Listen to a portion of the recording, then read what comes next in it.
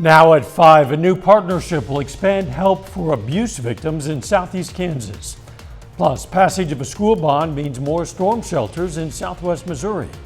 There's an outbreak of a highly infectious respiratory disease affecting dogs. I'm Michael George with what you need to know to keep your pets safe.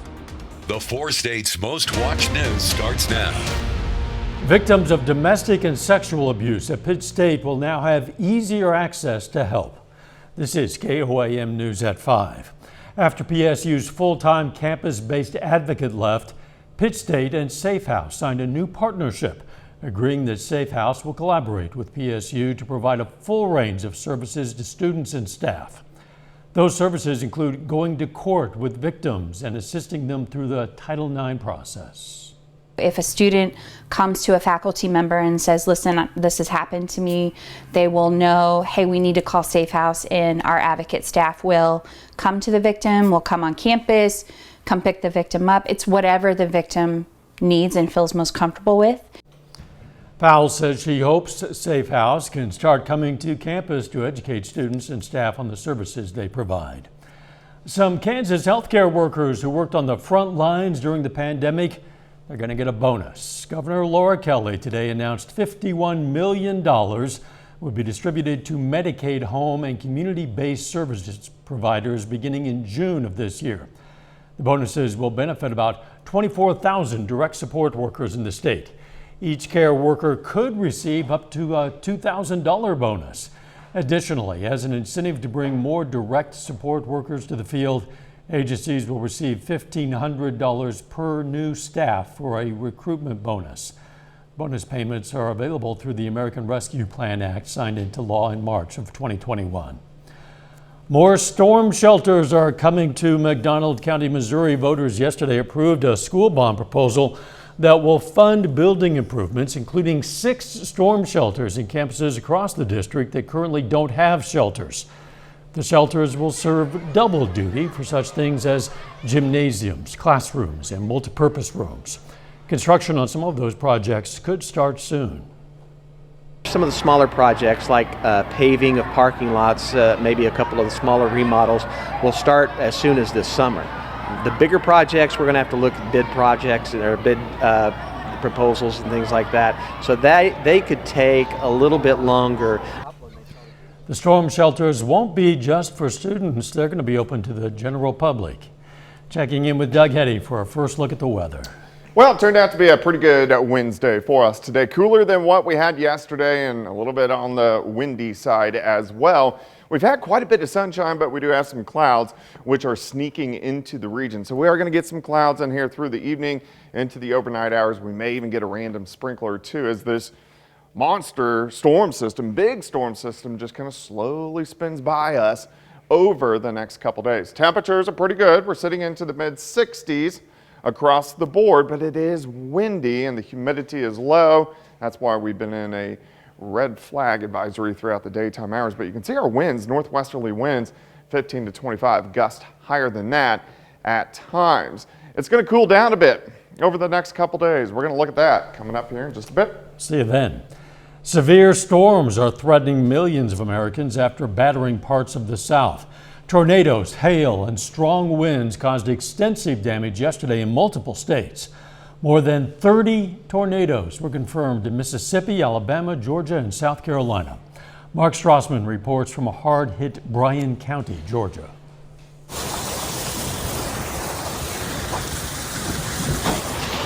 Those are pieces of the roof above where Cliff Horton was sheltering. A direct hit at Black Creek Golf Club in Ellabelle. He's okay. Tornadoes like that one and this one. I have never in my life seen a tornado. Were seen in the distance from Interstate 16 churning across southeast Georgia. There's so much like whistling and howling, and the house is shaking, and our ears are just rapidly popping. Bryan County's courthouse still stands, but its roof and surrounding buildings took a beating. We're blessed that it wasn't a prolonged on-the-ground event, but where it did hit, it is complete devastation. Just as in nearby neighborhoods where one woman was killed inside her mobile home, other houses flattened, crushed cars and trucks litter streets. My son and my grandson had to get out the house because we were in a trailer. And so the trees were leaning like just way over. my heart was fluttering. This woman's family was safe after a twister tore through her community in Elmore County, Alabama. Lord help the ones that are in the path of that tornado. In South Carolina, power lines exploded under the force of strong wind gusts that toppled trees and cut off roads. Mark Strassman, CBS News, Bryan County, Georgia. Storms are blamed for at least one death in Georgia, along with deaths in Louisiana and Texas. A little bit later, drilling down.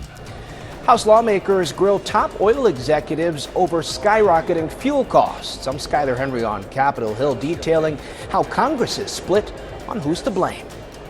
But first in Healthwatch, a warning about kennel cough. Topping today's Healthwatch, the CDC is no longer predicting new COVID-19 hospitalizations will continue their decline in the coming weeks, but the agency still expects COVID deaths to continue to fall. The latest CDC estimates come amid a warning of another major surge this coming fall and winter. The CDC says a subvariant of Omicron called BA2 is now the dominant strain in the U.S., making up more than 72% of positive cases nationwide.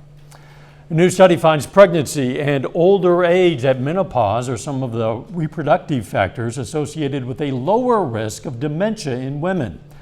Researchers in Australia say conversely, women who've had a hysterectomy or had their first period at either an older or younger than average age are at an increased risk.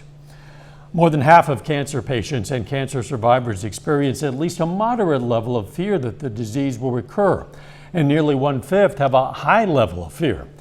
Researchers in the Netherlands say on average, younger people and women experienced more fear of recurrence. An international panel of experts released new recommendations to counteract school-related sedentary behavior. They include movement breaks at least once every half hour for children ages 5 through 11 and at least once an hour for children ages 12 through 18. There's a warning today for dog owners. A type of canine flu is making the rounds. At the moment, it's a particular problem in South Florida, and it's spreading quickly. Reporter Michael George has the story. A highly infectious disease is spreading among dogs in South Florida. It's like a canine flu, a canine cold. It's officially called Canine Infectious Respiratory Disease Complex, but it's often referred to as canine cough or kennel cough. The big thing that we will see is kind of a cough, a dry, productive cough where it sounds as though they're trying to hack something up. Veterinarians say symptoms include coughing, sneezing, discharge from the nose and eyes, and difficulty breathing. The virus spreads when dogs are in close contact through droplets in the air. If your pet has been exhibiting signs, it's really important to try to stay away from dog parks and groomers and play dates to prevent the transmission to other animals. Many dog owners are just learning about the disease and don't seem concerned. If it happens, they can treat the dog. It'll be fine. At this point, the outbreak appears to be confined to South Florida, but vets say that could change quickly. People are traveling a lot more with their pets. And so that kind of is why it's very important to stay up on the vaccines and the other things to kind of protect when going into a new area. Mild cases of kennel cough usually call for a week or two of rest, but if symptoms worsen, dogs may need medical attention and may be prescribed antibiotics. Michael George, CBS News, New York. Symptoms usually start to appear about 5 days after exposure. The disease does not affect humans. And that is a look at today's health news. A little bit later, our pet vet on call. Hi, I'm Dr. Eva Dudek from Parsons Pet Hospital. Coming up, we're going to talk about winter bedding for your dog. Plus, it looks like our temperatures are going to cool down just a little bit over the next couple days. We'll check that out coming up.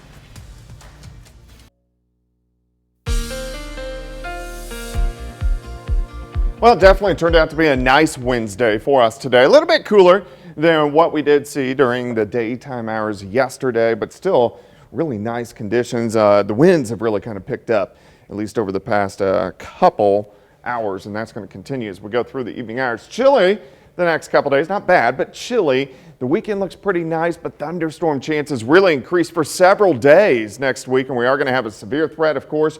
You can always get my long-range forecast on my month-long blog. That is KOAM. newsnow.com. Looks good. Indigo Sky Casino and Resort. We do have those cumulus clouds out there, which we are going to see through the evening and the overnight hours. But temps pretty good across the board, mainly sitting into the mid-60s. But the winds have been kicking up and getting a little bit stronger throughout the daytime hours. We have pretty much consistent northwesterly winds at about 10, upwards to about 25 miles sustained. And then we're getting gusts 40, upwards of 45 at times. So it's going to stay windy tonight. The winds will decrease just a little bit and then kick right back up for us tomorrow. Partly cloudy. 7th and range line 65. You got the windy conditions, but look at the humidity. It's at 17%. So that's why we have a fire danger with the winds, because it is so dry outside and the winds are going to stay fairly strong the next couple days. We're going to drop back through the 60s, 50s, chilly tonight, upper 30s, 4 overnight lows. We have those cumulus clouds, but clouds will actually increase a little bit later on tonight. You can see this part of our storm system kind of rotating in, and there are some light little showers and sprinkles. So we are going to have a chance for sprinkles tonight into tomorrow as this storm system slowly kind of navigates its way off toward the south and to the east. It is going to affect us, at least with temperatures, clouds, and some sprinkles as we go through about the next 48 hours. All right, let's go through time, through the evening hours, kind of in and out of the clouds. Temperatures dropping back. We drop back upper 30s to near 40 by the morning hours. Clouds increase, especially tomorrow afternoon. And again, we do have a chance to get a few random light little showers and sprinkles into the region. Temperatures are also going to be cooler. 38 to start, 52 by noon. High temp of only 56. Clouds stick around tomorrow night. Again, hit and miss sprinkles, maybe even some flurries into Friday morning. You can see these little bands of light little sprinkles, light little showers kind of rotating through. And then finally, this storm system will start to pull out of here by the time we head into Friday night. But look at our temps. We're going to have a pretty good freeze Friday night into Saturday morning. Saturday looks okay though, so most of the weekend looks pretty good. All right, the winds still tonight, 10 to 20, but then look at the gusts. They pick back up again for us tomorrow. Winds gusting 30 to 40 miles per hour. Let's look at the weekend real quick. We do bounce into lower 60s Saturday and then into the 70s by Sunday, but you can see our thunderstorm chances start to increase, and we are going to have a severe threat as we go into next week. Could be every day. 56 tomorrow, 51 Friday, 64 Saturday. Thunderstorms increasing as we warm up next week. You and the rest of the weather team could have a busy week. We could. We're going to have to keep our eyes on it. All right. Thanks, Doug. Coming up, oil executives in the hot seat. First, though, we take a moment to recognize a local veteran of the U.S. Marine Corps. Stephen Woods joined in 1987, served in Iraq. His hometown, Miami, Oklahoma, and we are proud to salute Staff Sergeant Stephen Woods, a four-state hero.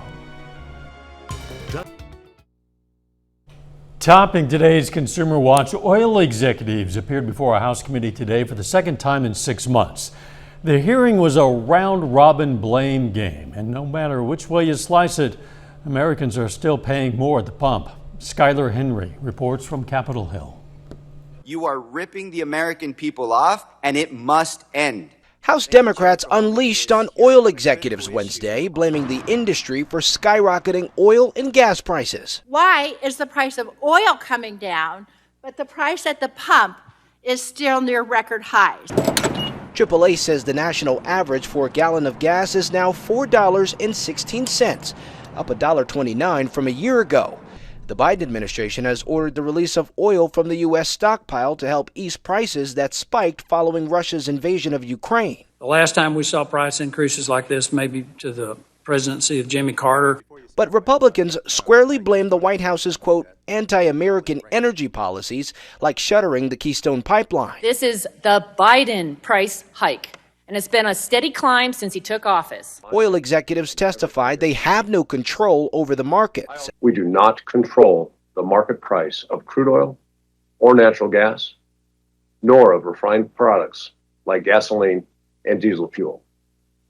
And we have no tolerance for price gouging. Lawmakers also put the spotlight on oil industry profits, nearly $77 billion for the 6 companies testifying. Last year, two of them, Exxon and Chevron, reported their most profitable year since 2014. Oil executives credit post-pandemic demand for the boost. New Jersey Congressman Frank Pallone suggested companies increase production and decrease buybacks. Yes or no? Yes, I can't commit. I can't commit to a reduction in buybacks and All dividends. right, I hear you. Pallone says oil companies are on track for another year of record profits. Skyler Henry, CBS News, Capitol Hill. Oil executives testified they're working long-term for cleaner energy solutions. As the Senate continues to hammer out a $10 billion pandemic funding bill, half of those funds may have already been spent. Bloomberg reports that Pfizer is owed some $5 billion for its supply of antiviral pill treatments. The Biden administration is reportedly committed to paying for the COVID-19 treatments, but it's not clear if the money would come from the new funding. More home buyers are getting priced out of the mortgage market as interest rates continue to climb. Mortgage applications fell 6% compared to the previous week, and they're down 41% from this time last year. The 30-year fixed-rate mortgage now averages 4.9%. Instacart has a new way to protect its paid shoppers from something called tip baiting. That's when a customer cancels a tip after a delivery is made. Instacart says it will now cover up to $10 if that happens. The company is also tweaking its system to make it easier for shoppers to collect their tips. There are planes, trains, and automobiles, but it turns out more than half of Americans say they'd rather walk. In a new OnePoll survey, 54% said walking is their preferred mode of transportation, and 3 in 5 said they'd walk a mile before trying to catch a ride. Respondents averaged about 5,900 steps per day. Our Pet Vet on Call next.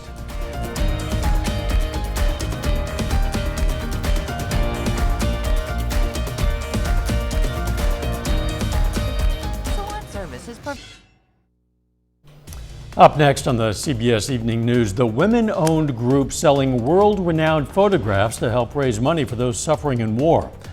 Then on KOIM News at 6, Bronte Sorotsky has more on how the partnership between Pitt State and Safe House will help victims of domestic abuse.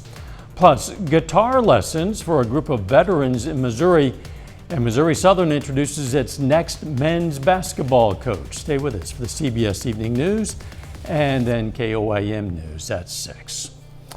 Although it's spring, we still have some pretty chilly nights in the 4 states, and that brings us to today's question for our Pet Vet on Call. What's the best bedding for an outside dog? There really isn't very much. You see, Mother Nature did not create our dogs, we did, and we bred them for specific coats, for specific areas of the world, for specific jobs. There are not very many breeds at all that can withstand our kind of winters.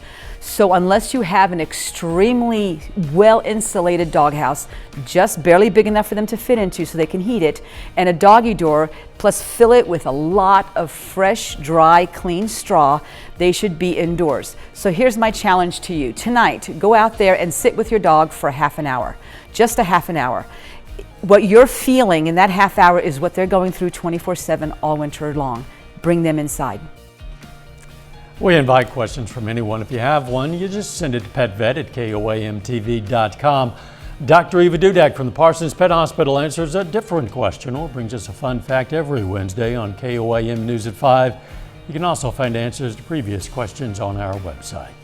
Now let's check out our picks of the litter for the week. From the Joplin Humane Society, we've chosen this beautiful white and silver husky mix, an adult female named Allura. And from the Southeast Kansas Humane Society, we have a terrier cattle dog mix, a spotted little guy, not quite a year old. His name is Pablo. If you're looking for a pet, we hope you check out your local Humane Society. Pablo's a looker. He's got some good markings on him. Yeah, both of those dogs are good looking dogs. Yeah. It's getting chilly, Doug. It is. We're going to drop back upper 30s to near 40 for us tonight. It's also going to be windy tonight and then again tomorrow.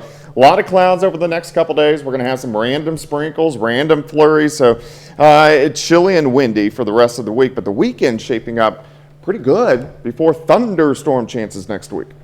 Thanks for joining us. The CBS Evening News is next, and of course, we're going to be right back here for KOAM News at 6. We'll see you then. Let's make it a great evening.